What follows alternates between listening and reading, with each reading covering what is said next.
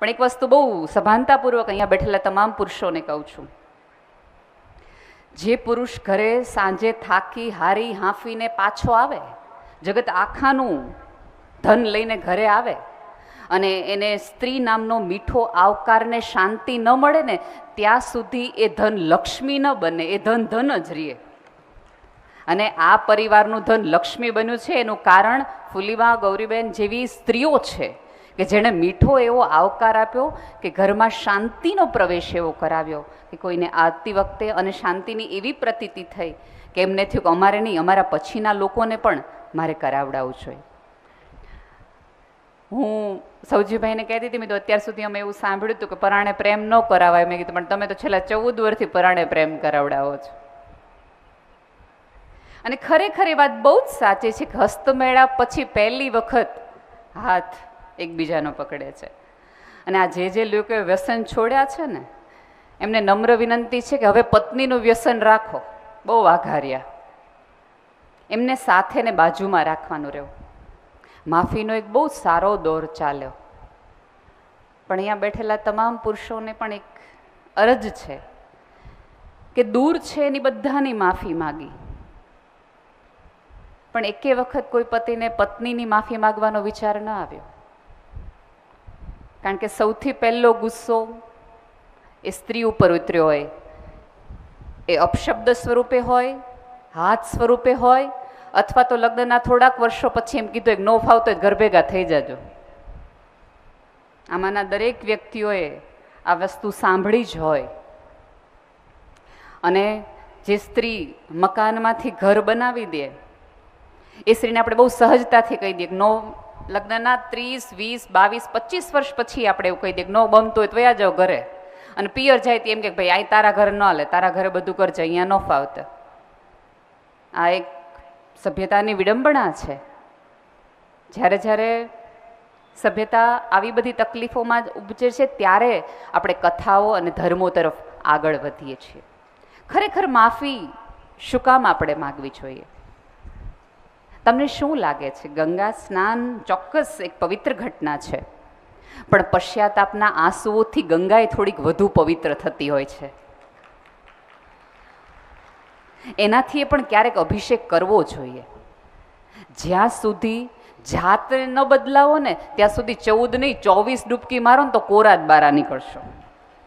અને એકાદ નિસ્બત પૂર્ણની માફી, એકાદ સાચા હૃદયનો પસ્તાવો વાળો આંસુનું એકાદ બૂંદે નીકળ્યો ને તો એ સાચો અભિષેક જ છે. આમ તમે જુઓ ને તો સંજયભાઈ આજે આપણે શું કામ કરવાના હોય? ગંગામાં આપણે શું કામ નાહીએ? શું કામ સ્નાન કરવાનું હોય? કારણ કે આપણે માનીએ છીએ કાંઈક તો કોઈ ખોટું પાપ થયું છે. એટલા પ્રમાણિકતાથી આપણે આપણી જાતને તો કીધું જ છે કે કાંઈક ખોટું હળવું થયું છે. આજે ખાલી જાઓ ને, કેમ કે એના તો દર્શનનોય મહિમા કીધો છે. જાતને પૂછજો તો ખરા કે 3 પાપ યાદ આવે છે? એકેય નહીં આવે. દરેક વખતે આપણું મન, કારણ કે મન છે ને તો બહુ રમત અને ખેલ કરાવે. એ દરેક વખતે મન આપણને એમ કહેશે હું આવું કરું નહીં, પણ એને તે દિવસે મારી આગળ કરાવ્યું ને એટલા માટે, બાકી મારાથી આવું પાપ થાય, હું આવું ખોટું કરું. પ્રમાણિકતાથી તમે તમારા, અને હું એવું નથી કહેતી પુરુષોએ માફી માગવી જોઈએ, સ્ત્રીઓએ પણ માફી માગવી પડે એના પતિની, કારણ કે એમણે પણ ક્યારેક તો હૃદય દુભાવ્યું જ છે. મેઘાણીની, અને આમ તમે જુઓ તો માફી કોઈ હાથ નથી ઉપાડ્યો અહીંયા બેઠેલા કોઈ વ્યક્તિઓએ, કોઈના ગળા નથી કાપ્યા, કોઈનું કંઈ લઈ નથી દીધું, માત્ર કશું બોલાય એવું ગયું છે જેના કારણે તમારે માફી માગવી પડી છે. કોઈ ઝવેરચંદ મેઘાણીની આ કથા છે. એક નગર શેઠને સિંહ સાથે દોસ્તી થઈ, અને એવી મસ્ત મજાની દોસ્તી કે જ્યારે જ્યારે નીકળે ત્યારે સિંહને સાથે લઈને જ નીકળે. આમ ભાઈબંધ બે હોય એવી દોસ્તી, અને સિંહ પણ એટલો જ પ્રેમ હૂંફથી એ માણસ સાથે વર્તે. એક દિવસ એ પોતાની પેઢીમાં બેઠા હતા, સિંહ બાજુમાં ઓલા ખાટલે બેઠો હતો અને મારા ભાઈ છે આ બાજુએ બેઠા. એટલે થોડાક માણસો અંદર આવતા હતા, ડરતા હતા કે સિંહ છે તો એની બાજુમાં મારે કેવી રીતે આવવું નથી. એટલે ઓલો જે સિંહનો મિત્ર હતો ને એ વલ્લભભાઈ એક શબ્દ બોલે છે કે આ તો મારો પાળીતો કૂતરા જેવો છે, હાઈલાઓ, આ તો મારો પાળીતા કૂતરા જેવો છે, હાઈલાઓ. અને એ સિંહને લાગી ગયું. લેખકની કલમ છે એટલે તો બધું કલ્પનાથી હોય ને. ભારો ભાર લાગી ગયો. પણ સિંહ હતો, ખાનદાન માણસ હતો, ત્યારે એને કઈ વાત કરી નહીં. માણસો ગયા ને પછી એણે ઓલા શેઠને કીધું કે તું કાંઈ પણ કહી શક્યો હોત કે મારો જીગરજાન દોસ્ત સિંહ છે, નહીં કરે, પણ તે મને કૂતરો કીધો, હાડોહાડ લાગી આવ્યું છે. એક કામ કર, આ કુહાડીનું એક ઘા મને માથે માર, જેથી કરીને આપણી ભાઈબંધી છૂટી પડી જાય. ઓલાને ખબર તો પડી ગઈ કે આ હાડી ભૂલ તો થઈ ગઈ મારાથી. એણે ઘા માર્યો, સિંહ એના રસ્તે, ઓલો માણસ એના રસ્તે. 15 વર્ષ પછી ફરીવાર એ ડેલીએથી સિંહ પાછો આવે છે અને ઓલાને કહે છે, ઓળખાણ પડે છે? તો ઓલો કે હા, હરખાઈ નહીં પડે છે. તો કે તે મને 15 વર્ષ પહેલાં એ ઘાવ માર્યો હતો, તને યાદ છે? તો કે હા મને યાદ છે કે તે કુહાડીનો ઘા મેં તને માથે માર્યો હતો. એ કે જો તો હવે ત્યાં ભીંગડા થઈ ગયા છે. એ કે હા, એ તો ભીંગડા સુકાઈ ગયા છે. એ કે તારા કુવાડીના ભીંગડા છે ને માર્યા ને, એ તો રૂઝાઈ ગયા છે, પણ મારા હૃદય ઉપર જે ઘા વાગ્યા ને હજી નથી ઉજાણા, હજી તાજા છે. એટલે અહીંથી જ્યારે જ્યારે નીકળું ને ત્યારે મને તારો વિચાર આવે છે. એક વસ્તુ યાદ રાખજો, વૈજ્ઞાનિક રીતે એવું પ્રૂવ છે સૌજીભાઈ, કે તમારી જીભ ઉપર કોઈ ઘા લાગે ને, તમને અહીંયા ઘા લાગે, અહીંયા તમે જ પડો કારવો, તો એને રૂઝ આવતા વાર લાગે, કારણ કે વાતાવરણ એને માથે હવા આવે, અઘરું પડી જાય, એમાં રૂઝ એટલી જલ્દી ના આવે. પણ જીભ ઉપર કોઈ ઘા પડે ને તો સલાઈવા થકી એ ઘાવ તરત રૂઝાય. તમારે જો બટકું ભરાઈ જાય, ગરમ થઈ જાય, મોઢું આવી જાય તો તમને ખબર પણ ન પડે, અને તમારી જીભ ઉપર રૂઝ આવી જાય. જીભ ઉપરના ઘા તરત રૂઝાઈ જાય, પણ જીભથી પડેલા ઘા રૂઝાતા તો પેઢીઓની પેઢીઓ વયું જાય, પણ એ ઘાવ ન રૂઝાય. અમારા બાળકો દિવ્યાંગ છે, મંદબુદ્ધિના બાળકો છે. એ બોલે ને તો તમને તોતડું લાગે, તમને હસવું આવે. જો તોતડી ભાષા છે ને, એ તો કુદરતની કરેલી કોઈ તકલીફના કારણે બાળકો થઈ છે. તોતડી ભાષા હાલે, તોછડી ભાષા ન ચાલે. એ મેન તમે ઊભી કરેલી એક વાત છે ને વિચાર છે. પરિપક્વ હોવું, ઉંમરલાયક હોવું, વૃદ્ધ હોવું, એની એક જ નિશાની હોઈ શકે કે તમે જ્યારે બોલો ત્યારે તમારી અંદરથી મીઠાશ નીકળવી જોઈએ. આપણે ત્યાં ગાંધીનો પડછાયો એવો પડ્યો, સંજયભાઈ, લોકો એવું માનતા થઈ ગયા કે સત્ય હોય એ કડવું જ હોય, સત્ય હોય એ કડવું જ હોય. સાવ સાચી વાત છે કે સત્ય હોય એ કડવું હોય, પણ દરેક સત્ય કડવી રીતે કહેવાય એવો કોઈ નિયમ નથી. દરેક સત્યને પ્રેમથી, હૂંફથી કહી શકાય, વ્યક્ત કરી શકાય. તમે જુઓ અત્યારે બેઠેલા તમામ વૃદ્ધોને પોતાના સંતાનો સાથે, પોતાના આજુબાજુવાળા સાથે, અથવા તમે અહીંયા અત્યારે 10 દિવસ આવ્યા છો તો વાત શેનાથી પડે છે? બોલવાના કારણે, શબ્દના કારણે. એવું તો છે નહીં કે તમને બોલતા નથી આવડતું, ઉપરવાળાએ તમને ભાષા નથી આપી, તમને જીભ નથી આપી, તમને વિચાર નથી આપ્યો. ચોક્કસ આપ્યો છે, પણ તેમ છતાં આપણી અંદરથી કોઈ કડવાશ જ નીકળે છે. મારી મતે તો પરિપક્વ હોવું એટલે એક જ, મોટાને માન આપવું અને નાનાનું મન રાખવું. આ બે વસ્તુ તમને આવડી જાય તો તમે પરિપક્વ કહેવાય, બાકી તમે ગઈઢા કહેવા, ઉંમર થઈ કહેવાય, પરિપક્વ થયા ન કહેવા. મન નાનાનું રાખતા શીખો ને મોટાને માન આપતા. બની શકે નવું લોહી છે, મોટા ઉછાળા હોય, એને ન ખબર હોય કે ગઢપણની પીડા શું છે, એકલતા શું છે, કરચલીઓ શું છે, તો જુવાન લોહી ક્યારેક કશુંક બોલી જાય. પણ તમે તો મોટા છો ને, તમારી અંદર તો હૃદય છે ને, એને થોડુંક વહેવાનું રાખો. અત્યારે અહીંયા તમે જુઓ, દરેક વ્યક્તિઓએ પોતાના દૂરના વ્યક્તિઓની માફી માગી લીધી. એનો અર્થ એ છે કે સંબંધમાં દુકાનદાર ન બનાય, સમજદાર બનાય. લેવડ દેવડનો આ કોઈ બિઝનેસ નથી. અને અમુક ધંધાઓ સંબંધમાં ક્યારેક સ્વેચ્છાએ છેતરાઈ જવાનું રાખાય. જે નથી છેતરાણા ને એને ચાલાક લોમડી આપણે કીધા છે. વૃદ્ધોનું એક જુદું મહત્વ છે, પણ એ મહત્વ આપણે ઊભું નથી કરી શક્યા, એ આપણી પ્રોબ્લેમ છે. તમે જો, રામે પણ જ્યારે સીતાજીને ગોતવા માટે જુવાન વાંદરાઓની ટોળી મૂકીને ત્યારે એની સાથે એક વૃદ્ધ જામવંતને મોકલ્યો હતો.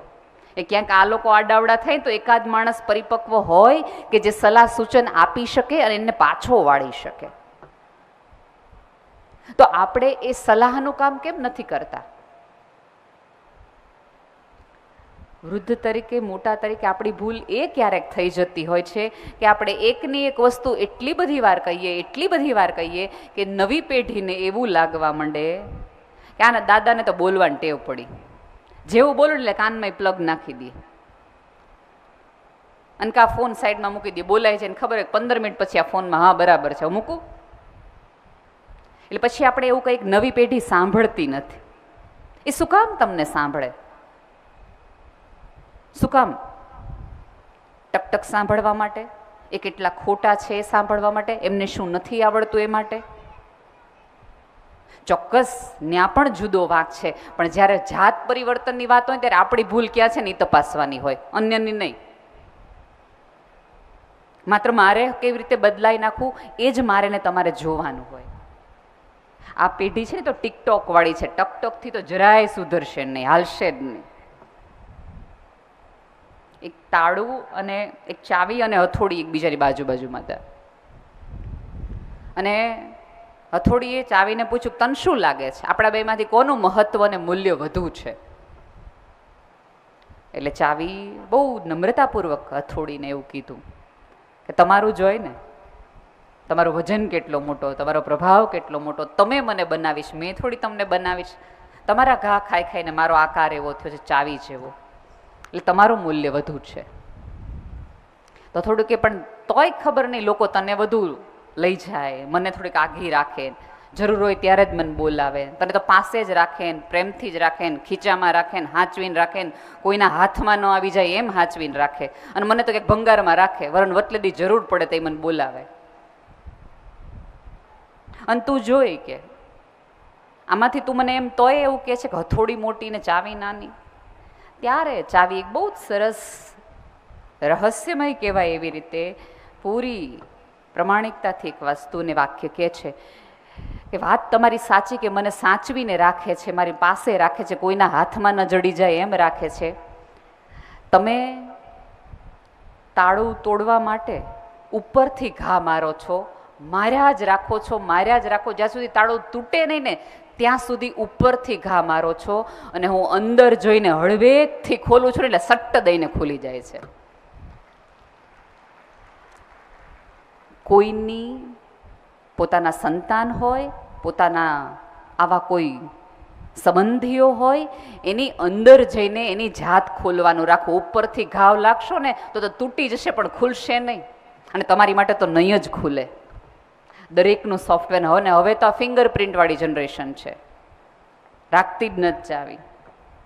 એટલે તમારે હૂંફની, પ્રેમની નિસ્બતથી જ એની બાજુમાં જઈને ઊભું રહેવું પડશે. ઝાલર ટાણો તો થાય, આમ તમે જુઓ ને તો સભ્યતામાં દરેકનું વાળું ટાણું થાય, ઝાલર ટાણા થતા તો સભ્યતા વહી જાય તોય ન થાય. અને આપણે ત્યાં એક બહુ મોટો રોગ છે. આજથી તમે સૌજીભાઈ કીધું હોય કે હાથ પકડીને ચાલો, હાથ પકડીને ચાલો. તમે સુરત જઈને હાથ પકડીને ચાલો એટલે 4 જણા પાડોશીઓ આ જોયું, હજી દાદાને છૂટતું નથી. પહેલું વાક્ય એ આવશે, ચોક્કસ એવું કહેશે. એટલે આપણે, અને ખાસ કરીને તમારી પેઢી બેકગ્રાઉન્ડ મ્યુઝિક સાંભળવા માટે બહુ ટેવાયેલી છે કે અમે આગળ નીકળી જાય તો વાહે શું કહેશે. અને નવી પેઢી એક રીતે બહુ મજાની છે. તમે કહેતા હોય તો તમારી પ્રોબ્લેમ છે, અમારે કંઈ સાંભળવાનું નથી, મારી પત્ની છે ને. કોઈક એવું કે જગતના છે ને પ્રેમ લેવાય એના પ્રમાણપત્રો લઈને ન મઢાવવાના હોય, કોઈ દિવસ નહીં. સરસ રીતે. અને તમારી વખતે તો હનીમૂન નહોતું, ભલું થાજો સૌજીભાઈનું તમને હનીમૂન જેવી પરિકલ્પનામાં વચ્ચે લાવ્યા.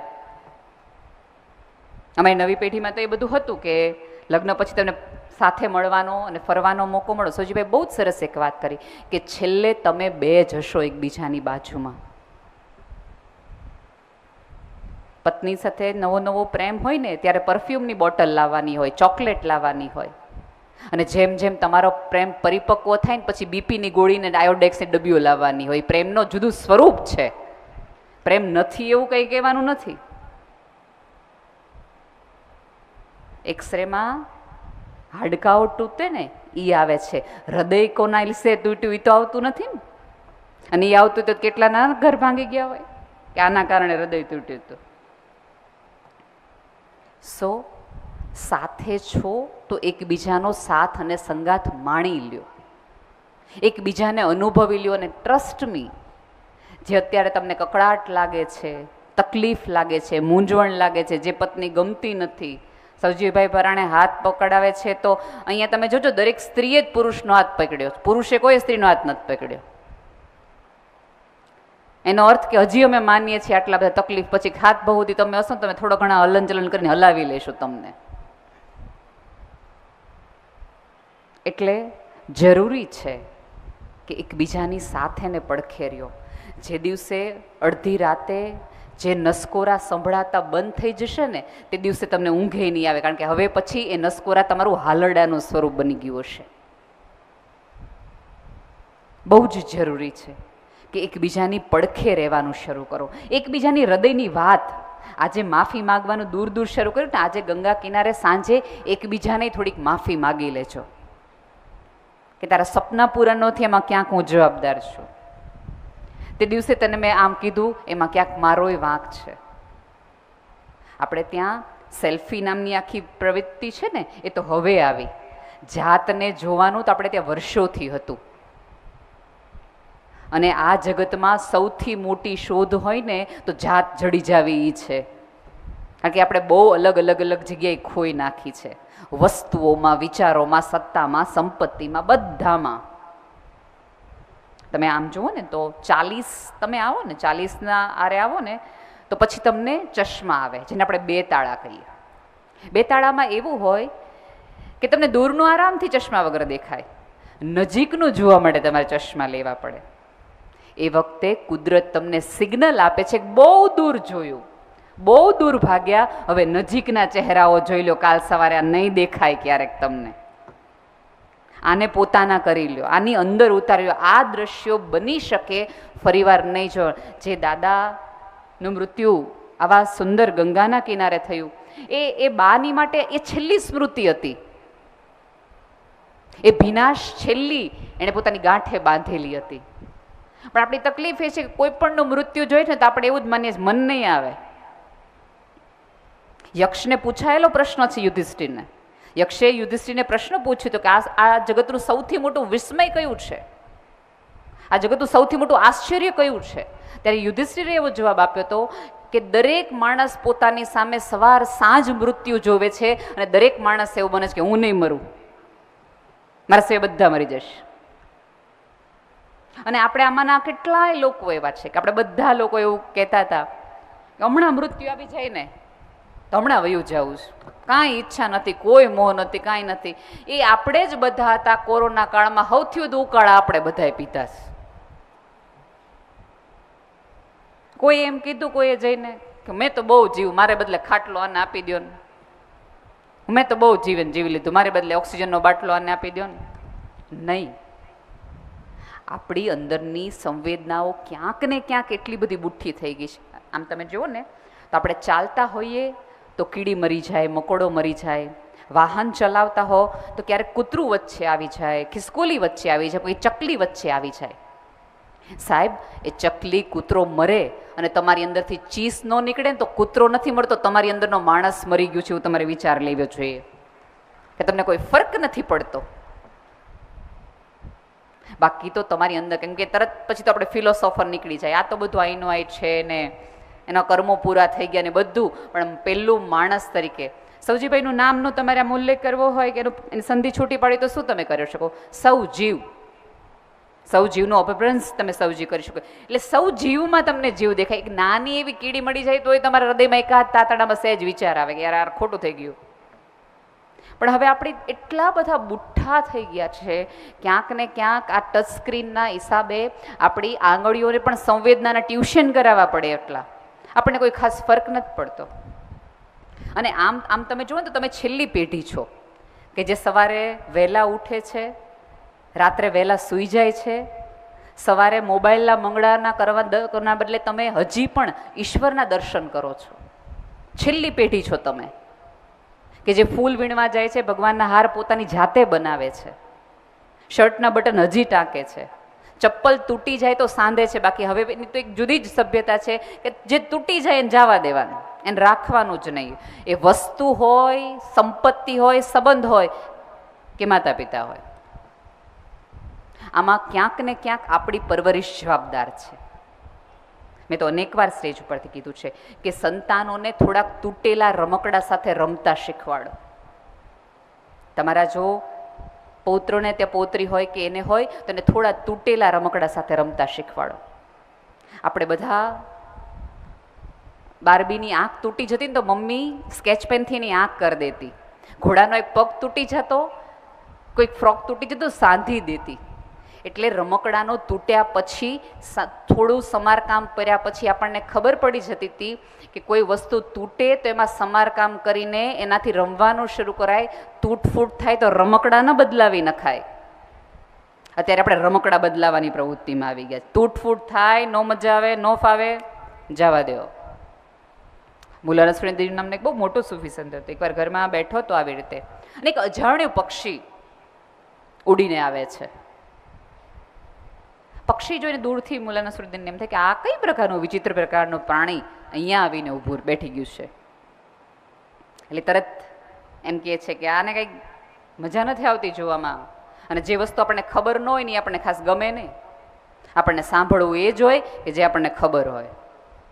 એટલે એ એને થોડાક નખ કાપી નાખે છે. આના નખ બહુ મોટા છે, નખ થોડાક ટ્રીમ કરી નાખે છે, પૂંછડી થોડી કાપી નાખે છે, એને થોડો રંગરોગાન કરી નાખે છે, એની ચાંચને થોડીક વાંધું વાંકી વાળી દે છે, એની પાપણોને થોડીક ટ્રીમ કરી નાખે છે. કેટલા બધા ફેરફાર એ પક્ષીમાં કરી નાખે છે અને મૂકીને પછી દૂર જઈને એમ કે હાશ, હવે આ પ્રાણી ચકલી જેવું લાગે છે. આપણે બધા સંબંધોમાં, સમાજમાં ક્યાંક આવા વાઢકૂપ કાપકૂપ કરી નાખીએ, આપણી ઈચ્છા પ્રમાણેનો માણસ બનાવી નાખીએ અને થોડાક પછી હવે એમ કહે પહેલાં જેવા ભાઈ રહ્યા નથી, ફેરફાર મેં ને તમે કર્યા, વિચારો આપણે એને બદલાવ્યા. આપણી અપેક્ષા પ્રમાણે, આપણા ચિત્ર પ્રમાણે કોઈ માણસ સહેજ બહાર જાય ને એટલે આપણને ગમતો નથી. તમે જો ગમે એટલું સારું થાય ને તો આપણે ખરાબ જોવાની એક વિશિષ્ટ પ્રકારની ટેવ છે. ગમે એવો દેખાતો હોય ને, આટલા સરસ તમને ગંગામાં લાવ્યા હોય, એ બધું જ કર્યું હોય ને, આપણો વારો ન આવ્યો, મારે તે દિવસે બહુ બોલવું તો આપણે ઉતાવળ કરાવડાવી. આપણે સ્માઇલ ક્યારે કરીએ? ફોટો પાડવાનો હોય ત્યારે. આપણે અત્યારે કીર્તન કરતા હોય ને આપણને ખબર પડે કે કેમેરો આપણા ઉપર, એટલે આપણે તરત આપણા હાથ વધુ ઊંચા થઈ જાય.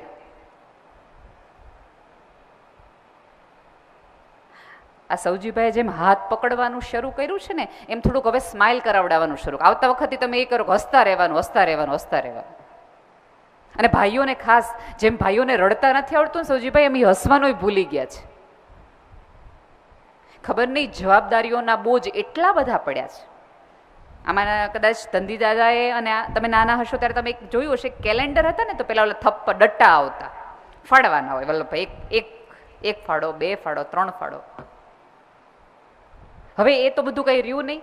ઓલું કેવું થતું હતું કે સભાન રહેતા હતા.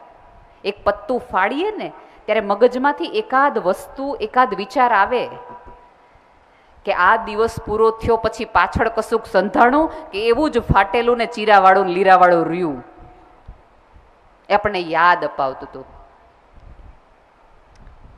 2 વાક્યો છે આપણે ત્યાં કાળ માટેના. શું સમય થયો અને કેટલા વાગ્યા. શું સમય થયોમાં તમને સભ્યતા એવું પૂછે કે તમારો સમય કેવો થયો, અને કેટલા વાગ્યા એનો અર્થ એ છે કે સંબંધના, કાળના, વિશ્વના સંબંધના કેવા કેવા ઘા તમારા ઉપર પડ્યા, કેટલા ઘા વાગ્યા, એટલે કેટલા વાગ્યા તમને હવે કયો. અને તમારામાંના તો કેટલા બધા જે લોકોએ હિંમત કરી, પોતાની હૃદય ખોલીને પોતાના આંસુ બહાર લાવીને કીધું ને, એમને ચોક્કસ હું ધન્યવાદ આપું છું. પણ હજી કેટલાય લોકો એવા છે કે જેને હૃદય ખોલતા જ નથી આવડતું. અને સમાજની તાસીર એ છે કે તમે મૃત્યુ પામો ને તો તમને ચાર ખભા મળે, પણ જીવતા હોય ત્યારે રોવા માટે ખભો ન આપે. આ સભ્યતા આખી વ્યવસ્થા એવી છે. એના બદલે અને આમાંના કેટલા બધા એવા છે કે જેમને સંતાનો નથી, એમને ક્યાંક ને ક્યાંક એવો અફસોસ છે. અને આ હું પ્રમાણિકતાથી એટલે કહી શકું, મારે બાળકો નથી. એવા દરેક વ્યક્તિઓને મારે બહુ જ નમ્રતાપૂર્વક અને જવાબદારીપૂર્વક એક વાક્ય કહેવું છે કે જ્યારે તમારને ઈશ્વર સંતાન ન આપે એનો અર્થ એ છે કે ઈશ્વરને ખબર છે કે આ માણસ પાસે એટલો બધો પ્રેમ છે, આ માણસ પાસે એટલી લાગણી છે કે એક બાળકમાં નહીં આખી પૃથ્વીને સમાવી શકે એટલો બધો પ્રેમ છે, એટલે એને સંતાન ન આપો. જ્યારે પણ અજાણ્યાનું પણ બાળક જો ને તો પૂરી નિસ્બતથી તમે હાથ ફેરવી શકો છો, કારણ કે તમારું પોતાનું નથી. આપણું પોતાનું બાળક હોય ને તો 2 બદામ આવ્યું ને તો સાકર ડાળિયા છે કોકના છોકરાને આપીને બદામ આપણા છોકરા હાટું હાંચવી રાખીએ પ્રસાદીમાંથી. એ માણસનો સ્વભાવ છે, કંઈ ખોટું નથી. આપણા શરીરથી શરીર છૂટી પાડીને માંડ્યું હોય એટલે થોડોક સ્વાર્થ હોય, સ્વાભાવિક છે. પણ નિસ્વાર્થ પ્રેમ એ દરેક દંપતી આ પૃથ્વી પરના દરેક સંતાનને કરી શકશે જેને સંતાન નથી. અજાણ્યાના બાળકો માટે પણ એ પ્રાર્થના કરી શકશે, કારણ કે એને પોતાનું નથી. વિશ્વની પ્રાર્થનાઓ એ લોકો વધુ સારી રીતે કરી શકે જેના ખોળામાં કોઈ સંતાન નથી. કારણ કે પહેલાં તો હું મારી 7 પેઢીનું હાજુ કરું, એનું સુખ વિચારું, અને ખબર જ હોય કે હવે આપણી પછીની પેઢી નથી તો જગત આખાની જે પેઢી છે એ મારી પોતાની છે. એટલા ખુલ્લા દિલે રહેવાનો એક પ્રયાસ. જ્યારે ઉપરવાળાએ તમને આટલા મોટા હૃદયના માન્યા હોય ત્યારે તમારે હું કામ આવા રોવાની જરૂર છે કે એકાદ દીધું હોત તો, એકાદ દીધું હોત તો. અરે બહુ કોઈક પૂછે ને, અને આપણે અહીંયા બોલવાની બહુ બધી તકલીફો છે કે આપણા સંતાનો આપણા હાથમાં ન રહેતા હોય ને તોય જેને સંતાન નથી ને એને વારાઘડી સ્ત્રીને પૂછ્યા કરીએ, હશે ભગવાનની મરજી. ત્યારે એવી તમામ સ્ત્રીઓને બહુ ગર્વથી કહ્યો કે હા ભગવાનની જ મરજી હશે કે હું જગત આખાની માં થઈ શકું ને એટલા માટે મને માં ન બનાવી. અને સ્ત્રીઓને પણ વિનંતી છે કે તમને સંતાન અવતર્યું છે તમારા ખોળે તો ઈશ્વરની કરુણા તમારા ઉપર છે, એમાં કોઈ તમારી આવડત નથી.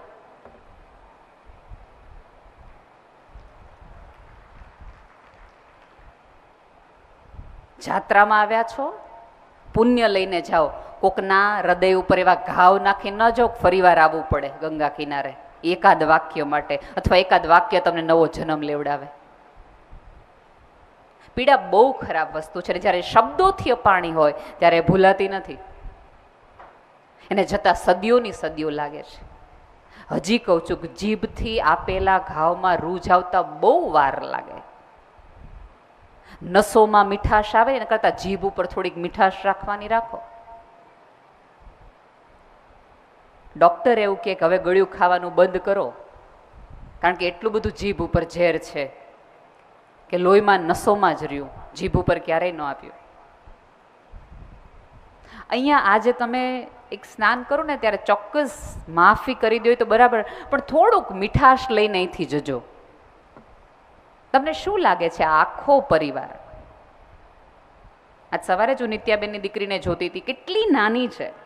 અને જનરલી આપણા બધાના મગજમાં એવું રાખ્યું હોય કે વિદેશ રહેતા હોય ને એને ભારતીય સંસ્કૃતિનું જરાય ન હોય, એ લોકોને જરાય લાગણી જેવું ન હોય. વિદેશમાં રહીને પાસે લાગણી જેવું ન હોય.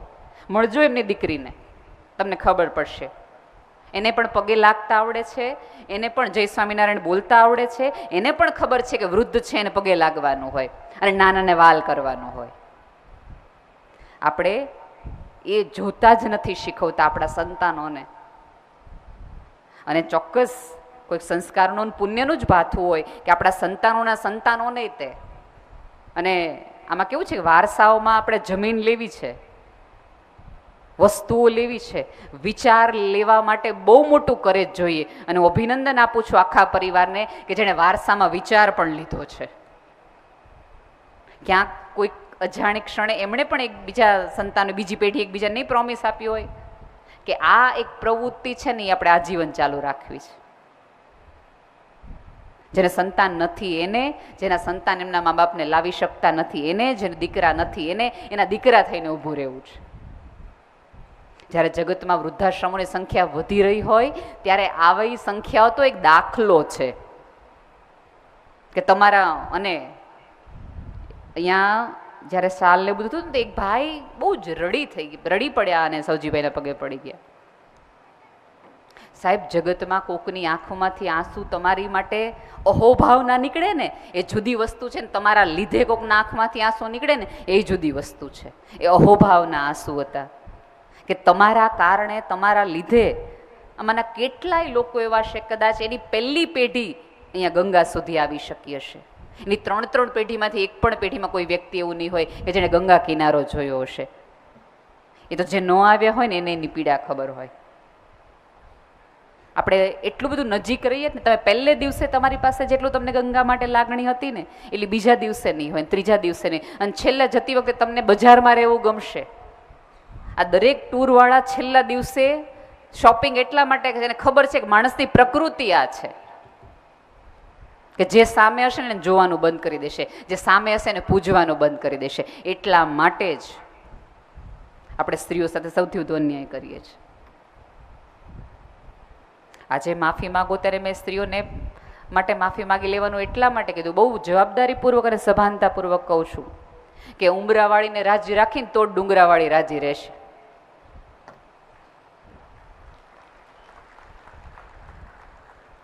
કેમ? આખો પરિવાર વારાઘડી બાને પગે લાગી જાય છે. કોઈક દેવી તત્વ જોયું હશે ને, ઘરમાં રહેલી દેવીને 3 ટાઈમ પૂજા કર્યા પછી દીકરાની બહુને અડધૂત કરો ને તો માતાજી આવીને ઊભી રહી એવું માનવું નહીં. આપણે ત્યાં તો આખી પરંપરા નવરાત્રિની એ છે. તમને ખબર હશે કે 9 મહિનાનો ગર્ભ અને 9 દિવસની નવરાત્રિ, ગરબાને આપણે ગર્ભ કીધો છે. એનો અર્થ એ છે કે અસ્તિત્વ ઈચ્છે છે કે તમે સ્ત્રીના એ સ્વરૂપને સ્વીકારો.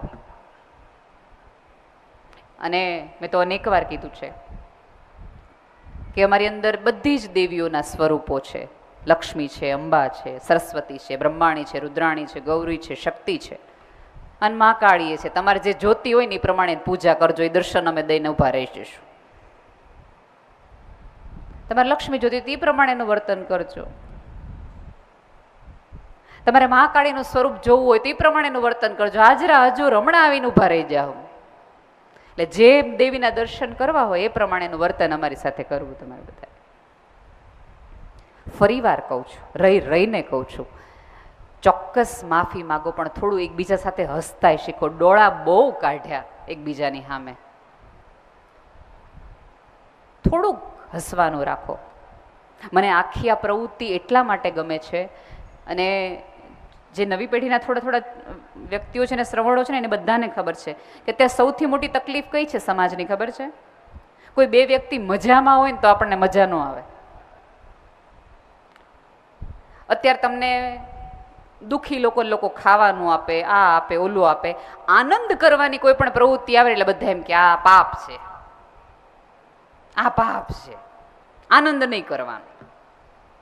અને જ્યારે આ તો આખું ધોળકિયા ફેમિલીએ એ વારે ઘડી તમે જુઓ ને, સૌથી વધુ નિલેશભાઈ બોલ્યા રાખે, નરેશભાઈ બોલ્યા રાખે છે, આપણે બધાએ આનંદ કરવો છે, આપણે બધાએ આનંદ કરવો છે, આપણે બધાએ આનંદ કરવો છે.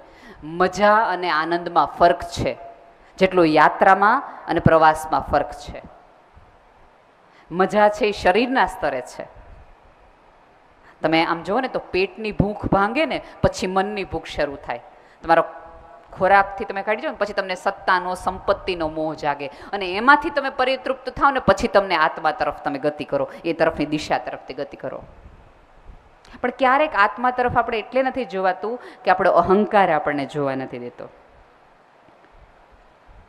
એક ભાઈને ત્યાં મહેમાન આવ્યા અને છોકરાને બાપુજીએ કીધું કઈ ત્યાં જઈને સોડા લઈ આવી તોય કે, એટલે છોકરાએ મહેમાનની હાજરીમાં ના પડી, નથી જાવ. હવે મહેમાનની હાજરીમાં તમે અપમાન કરો એટલે આમ કેવું લાગી આવે ને. અને આમ મહેમાનને આપણું દેખાડી દેવું, આપણું ઘરમાં હાલે જ છે હો, આપણે કહીએ એટલે ઊભા થઈ જાય માણા.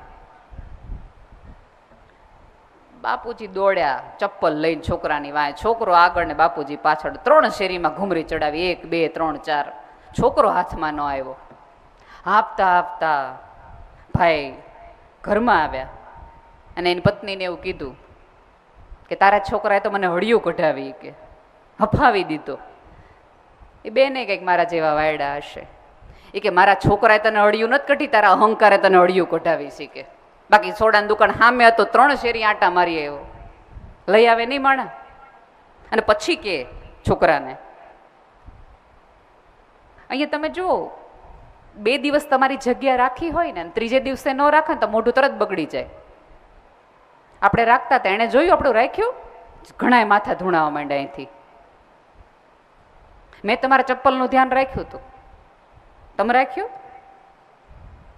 સહેજ એવી ના આપણાથી સ્વીકાર્ય નથી. તમારું માન અપમાન એટલું નાનું છે કે નાની એવી નાથી તૂટી જાય. તમારું સ્વમાન એટલું મોટું રાખો કે ગમે એવી મોટી વસ્તુઓ હોય એનાથી કોઈ ખરીદી ન શકે. ગુસ્સોનું પણ એવું છે. સૌથી વધુ આપણે તે એવું કહેવાય છે કે બાળપણ અને ગઢપણ બધું સરખું કહેવાય, પેરેલલ ચાલે. અહીંયા બેઠેલા તમામ વૃદ્ધોને એક જ વિનંતી છે કે થોડો ગુસ્સો ઓછો કરો. અમને ખબર છે કે તમે એક એવી તકલીફો, મૂંઝવણોમાંથી આખું સમૃદ્ધ અને સામ્રાજ્ય ઊભું કર્યું છે, અને નવી પેઢી બહુ ઇઝીલી આમાં વાપરે છે. થોડું આપણે ત્યાં અષ્ટવક્ર ગીતામાં સાક્ષી ભાવ એવો શબ્દ છે, સાક્ષી ભાવથી જોવું. યજ્ઞમાં આપણે આહુતિ દીધા પછી બધું વિસર્જન એટલા માટે જ કરીએ છીએ કે પછી તમને કોઈ વસ્તુ માટે મોહ ન રહે. સાક્ષી ભાવે જોવાની વાત થતી હોય તો એ આપણાથી છૂટતું નથી. થોડુંક જતું કરવાનું રાખો. આ સભ્યતામાં આટલું બધું કોઈ હારે નથી લઈ જતું, આપણે બધાને ખબર છે. અને શમશાનનો ચોકીદાર તો છે ને, તો બહુ અઘરો છે. ગમે એવી મોટી ઓળખાણ હોય ને તો પાણીની બોટલે નહીં લઈ જવા દે, સ્મૃતિને સાથે લઈ જવા દેશે કે તમારા હિસાબે આ પૃથ્વી પર કેટલા લોકો સુખી થયા હતા, એની યાદી જો તમારી પાસે હોય. અને સ્વર્ગ નરકની મને નથી ખબર, પણ મને એટલી ખબર છે કે જે અહીંયા સ્વર્ગ ન ઊભું કરી શક્યા ને એને ન્યા મરશે એની કોઈ ખાતરી નથી. ઓલોય કહેશે કે જે નીચે ન ઊભું કર્યું એની ઉપર હું આવીને તું મજા કરી શકવાનો છું, શું આનંદ કરી શકવાનો છું. એકબીજાના આનંદનું કારણ બનો, એકબીજાની સાથે રહેવાનું શરૂ કરો, એકબીજાના હૂંફનું કારણ બનો. આ આખો પ્રવાસ છે એવું બને કે આવતા દિવસોમાં આ પરિવાર ખસી જાય પણ તમે એકબીજાના મિત્રો થઈ જાય. તમારે ત્યાં વાટકી વ્યવહાર શરૂ થઈ જાય, તમારે ત્યાં કંકોત્રીઓના વ્યવહાર શરૂ થઈ જાય. એની દીકરીને શ્રીમંત આવે તો તમને હરખ થાય. એવું પણ બનશે. એટલે આમ તમે જુઓ ને તો આખો પ્રેમનો જુદો સમાજ બનતો જશે આવતા દિવસોમાં. એઝ અ સોશિયલિસ્ટ તમે જુઓ તો આખો સમાજ એક એવો થશે કે જે માફી બહુ જલ્દી આપી શકતો હશે, વ્યસન આમ મૂકી શકતો હશે, એકબીજાને સ્વીકારી આમ લેતો હશે. તો એટલા નિખાલસ અને ખુલ્લા દિલના બનવાનો થોડો ઘણો પ્રયાસ તો કરો યાર. આ ક્યાં એટલું અઘરું છે? અને આપણે શાસ્ત્રોમાં કોક આવીને આપણને એમ કહે ને કે બધું મોહ માયા છે, ના છે ને બધું છે, તો આપણે માની તરત લઈએ. પણ અહીંયા આવીને કોક એમ કહે કે પછી પાછળ બેસો ને તો ખુરશીએ મૂકીએ નહીં. અને પછી આપણે ગંગામાં આપણે એમ કે બધું મોહ માયા મૂકી દેવી છે. મોહ માયા હમણાં જેને મૂકીને એ બધા હતા કે જેને 10-10, 12-12 વર્ષના વ્યસનો હતા, એણે મૂકી. એટલી શરૂઆત તો કરી. અને આમાંના કેટલાય લોકો એવા હશે કે તો સૌજીભાઈને સારું લગાડવા કરે, બાકી ઘરે જઈને હમણાં શરૂ કરી દે. એમ તમે કર્યું હોત તો સારું લગાડવા માટે થોડીક વાર માટે સારા બનવા માટે હૃદયમાં કંઈક સારું હોવું જોઈએ ને એટલું તો. અને ઘણા એક વસ્તુ એમ કે એ ભાઈ છે ને અથવા એ બેન છે ને એ બહુ સારું બોલીને કામ કઢવી લે. આ બધા આમાંના કેટલા લોકોએ એટલું સહેલું છે. તમે બોલો ને થોડીક વાર સારું લ્યો તો એક્ટિંગ કરો. હાલો ને, હું તો એમ કહું છું સારા હોવાની એક્ટિંગ કરો. એ બહુ નહીં કરી શકાય. એ કરવા માટે તમારી અંદર થોડું ઘણું તો સારું હોવું જોઈએ. કૂવામાં હોય ને અવેડામાં આવે. તમારી અંદર થોડું ઘણું સારું હોય, થોડી ઘણી મીઠાશ હોય ને તો એ આવી શકે. ફરીવાર કહું છું, હજી કહું છું કે જીભ ઉપર કંટ્રોલ રાખો, સ્વાદ ઉપર નહીં. ખાઓ, દિલથી ખાઓ. તમને લાડવા 2 ટાઈમ ખવડાવે, મજાથી ખાઓ. આપણે લાડવાની મીઠાશ થોડી તમારા જીભ ઉપર આવવી જોઈએ, તમારા વ્યવહારમાં આવવી જોઈએ. તમારા હોવાના કારણે કોકને એમ થવું જોઈએ કે માણસ અહીંયા હોવું જોઈએ. આમાંના કેટલા બધા વ્યક્તિઓ છે એની પાસે કોઈ કામ નથી. ભાઈએ એવું કીધું ને કે હવે મારે પાસે કાંઈ કામ નથી એટલે હું હવે પાનનો ગલ્લો કરાવડાવું છું. અરે વૃક્ષ વાવવાનું કામ કરે જ છે સૌજીભાઈ, તળાવ ખોદવાનું કામ કરે જ છે, જાઓ સપોર્ટિવ સિસ્ટમ તરીકે. પણ આપણને ખબર નહીં, કોઈક એવા કામની સૂઝતું જ નથી. કોઈક સારું કરતું હોય ને તો આપણે એમ કંઈક બરાબર છે. જેને સંતાન નથી એક વૃક્ષને ઉછેરીને સંતાન ઉછેરનો એક આનંદ લે. કોકની દીકરી પરણતી હોય તો 2 સાડી આપીને કન્યાદાન આપ્યાનો આનંદ લે. જગતમાં દુઃખી થવા માટે ઘણું બધું કરવું પડે, સુખી થવા માટે ખાસ કાંઈ કરવું પડતું નથી. તો બહુ નાની નાની વસ્તુમાં મળી જતી હોય છે. બહુ જ નાની નાની વસ્તુમાં તમે કોઈને સુખી કરી શકો. કોઈકના સ્મિતનું કારણ બનો, કોઈના આંસુનું નહીં. ઉપરવાળો રાજી બહુ જલ્દી થઈ જાય છે. અને હવે તો બહુ જ બધું ઇઝી છે.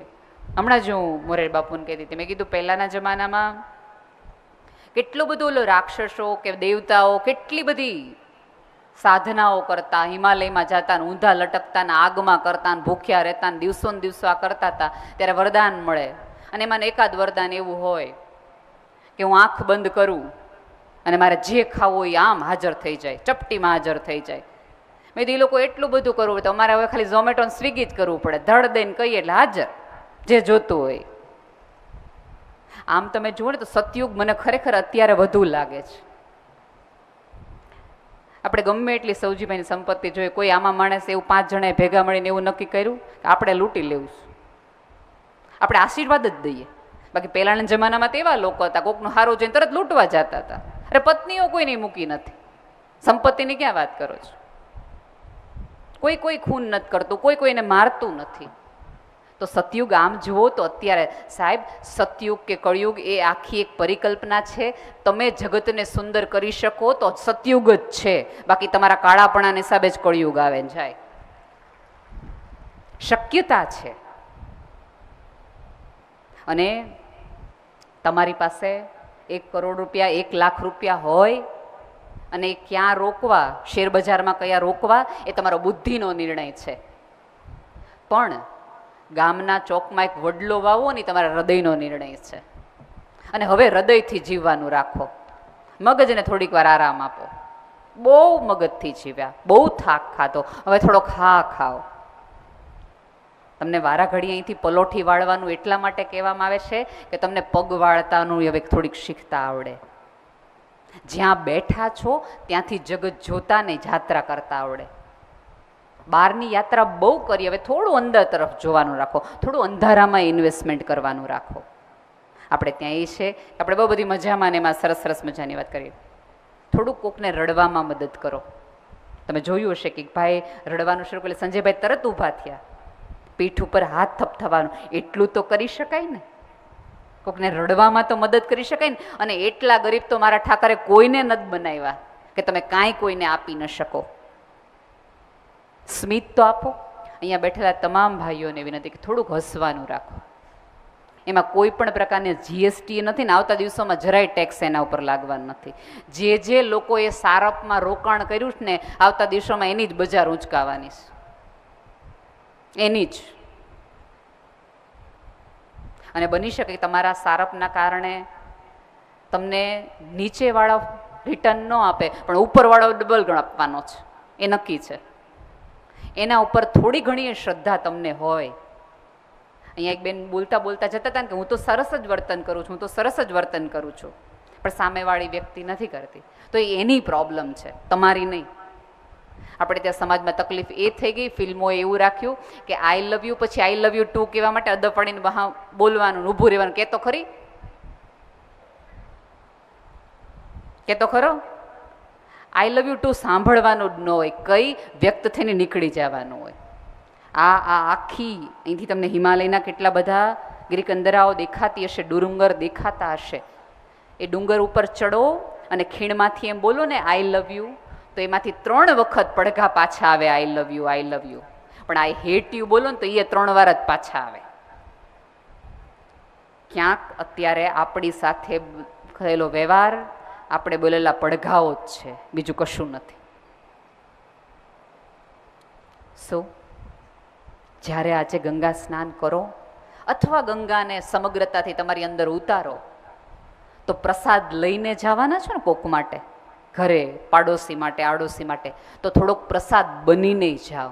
સૌજીભાઈ એમ કીધું કે તમને કોકને ગમો એવા થઈને જાઓ. હું એવું નથી કહેતી કે કોકને ગમે એવા આપણે સતત થયા જ રાખવું જોઈએ, કારણ કે કોકને ગમે એવા થવા માટે તો સિંહ જેવા સિંહે સર્કસના ખેલ કરવા પડ્યા છે કે કોક રાજી રહેતું હોય તો. રાજી રહેવા નથી, પણ મારો ઉપરવાળો રાજી થાય એટલા માટે મારે સારું થવું, તું સારો થાય એટલા માટે નહીં. હું ઉપર જાઉં તો વટથી કહી શકું, ખોલ ચોપડો, એકેય જગ્યાએ આપણું આ નથી, કોઈને હૃદય તોડ્યા ને આપણા દાખલા નથી, કોઈને તિરસ્કાર કર્યો એના દાખલા નથી. સાધનાના બહુ બધા પ્રકાર છે અને સંસારીઓ માટે તો બહુ ઇઝી છે. હમણાં જ મારે એક સાધુ સાથે ચર્ચા થઈ ને, એમણે મને કીધું કે ગૃહસ્થ જીવન છે ને એ બહુ સહેલું છે, સંન્યાસ જીવન બહુ અઘરું છે બેન, ની કે તમે માનો છો એટલું થઈ. એ કીધું ના ના મહારાજ, અમારું વધુ અઘરું છે નરેશભાઈ. મેં કીધું તમારે ત્યાં કોઈક બપોરે 2 વાગે ખાવા પીવા આવે અને તમે ગુસ્સોથી કાઢી મૂકો ને તરછોડો ને, તોય સામેવાળા સેવક એમ કે બાપુની સાધના જોઈ કાઢી મૂકે. અને મેં કીધું અમારા ઘરે કોઈક આવે ને તો અમારે માગી ભીખી નહીં લાવવું પડે, અમારે મામેરા કરવા પડે, વ્યાજે લઈને તે કોકના ટાણા હાચવવા પડે. તમારે મેં કીધું શું છે, કાંઈ નહીં. એટલે આપણે ત્યાં ગૃહસ્થ ધર્મને શ્રેષ્ઠ ધર્મ એટલા માટે કીધો છે કે એમાં જીવવા માટે, રહેવા માટે ખૂબ બધું જતું કર્યા પછી તમે એક પરિપક્વ માણસ બહાર આવો છો. અને જો પરિપક્વ નથી થતા, જો બદલાતા નથી, તો ઉંમર થઈને કરચલીઓ પડી, એથી વિશેષ કાંઈ આપણે જર્ની કરી હોય એવું નથી. બધાને રહી રહીને વિનંતી છે કે આટલું એક છેલ્લી મારી કથા કહીને હું વાત પૂરી કરું. એક ભાઈ રોજ સાંજે ચાલવા નીકળે, દરરોજ સાંજેની ઇવનિંગ વોક લેવાની ટેવ. અને એક વખત એ ચાલીને જતા હતા, ત્યારે એ ચાલતી વખતે એક નાની એવી કેડી ઉપર એક થાંભલો હતો અને થાંભલા ઉપર એક નોટ લખેલી હતી, એક બોર્ડ મારેલું હતું અને બોર્ડ ઉપર એવું લખ્યું હતું કે આ ગલીના એન્ડમાં એક વૃદ્ધ માજી રહે છે કે જેને દેખાતું નથી, એને સંતાન પણ નથી, એકલા રહે છે અને એમની 100 રૂપિયાની નોટ ખોવાઈ ગઈ છે. રસ્તામાં તમને ચાલતી વખતે જડે ને તો સહેજ આપી આવજો ને. આવું બોર્ડ માર્યું હતું. ઓલો માણસ થોડો સંવેદનશીલ હતો એટલે એ ગલીમાં ગયો અને એ વૃદ્ધ માજીને એવું કીધું કે તમારા 100 રૂપિયા ખોવાઈ ગયા હતા ને, એ હું દેવા માટે આવ્યો છું, મેં બોર્ડ વાંચ્યું.